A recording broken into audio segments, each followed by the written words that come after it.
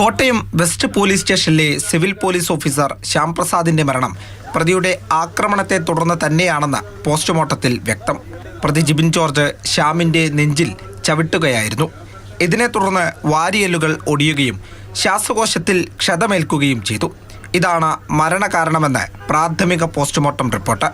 ഇതിന്റെ അടിസ്ഥാനത്തിൽ കേസിൽ പ്രതിയായ ജിബിൻ ജോർജിനെതിരെ പോലീസ് കൊലക്കുറ്റം ചുമത്തി.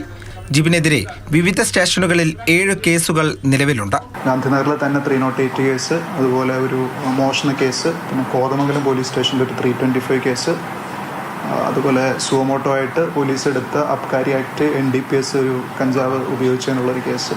ഇന്നലെ രാത്രി ഏറ്റുമാനൂർ കാരിത്താസ് ഹോസ്പിറ്റലിന് സമീപം തട്ടുകടയിൽ വെച്ചാണ് ശ്യാം ആക്രമിക്കപ്പെടുന്നത്.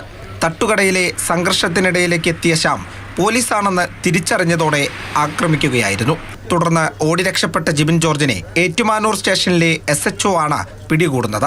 തൊട്ടടുത്തുള്ള തട്ടുകടക്കാരൻ നൽകിയ കൊട്ടേഷനിലാണ് സമീപത്തെ കടയിൽ ജിബിൻ പ്രശ്നമുണ്ടാക്കാൻ എത്തിയതെന്ന് പോലീസ് പറയുന്നു. കൊല്ലപ്പെട്ട ശ്യാംപ്രസാദിന്റെ മൃതദേഹം മാഞ്ഞൂരിലെ വീട്ടുവളപ്പിൽ സംസ്കരിച്ചു. മാതൃഭൂമി ന്യൂസ്, കോട്ടയം.